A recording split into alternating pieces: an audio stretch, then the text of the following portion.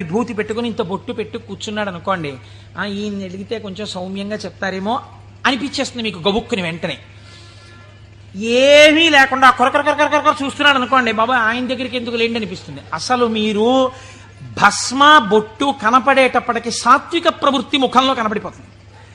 సరికదా ఆజ్ఞాచక్రం మీద బొట్టు అమ్మవారి యొక్క అనుగ్రహం. అమ్మవారి అనుగ్రహం ఆజ్ఞాచక్రం మీద ప్రసరణం మొదలవగానే మీ బుద్ధి యందు ఆలోచన మారిపోతుంది. మారిపోయి మనం ఈ పని చెయ్యొద్దు, మనం ఎందుకు ఈ పాపం చేయడం, మనం ఇంక ఇవాళ నుంచి ఇది చెయ్యొద్దు, మనం పురాణానికి వెళ్ళిపోదాం, మనం శివాలయానికి వెడదాం, మనం వెంకటేశ్వరుడి గుడికి వెడదాం, ఎన్నాళ్ళు ఈ తప్పుడు పని చేస్తాం, మనం చెయ్యొద్దు అని మీ యందు ఒక పూనిక రావడం ప్రారంభం అవుతుంది. అందుకని ముందు శరీరమును అలంకృతం చేసి లోపల మనస్సుని సంస్కరించడం దగ్గరికి వెళ్ళారు. మీరు మనస్సుని జయించలేకపోతే. పెద్దలు ఏదో ఉత్తినే హాస్యాస్పదంగా పెట్టలేదండి ఇవేవిని. కనుక తిలకధారణ చేసి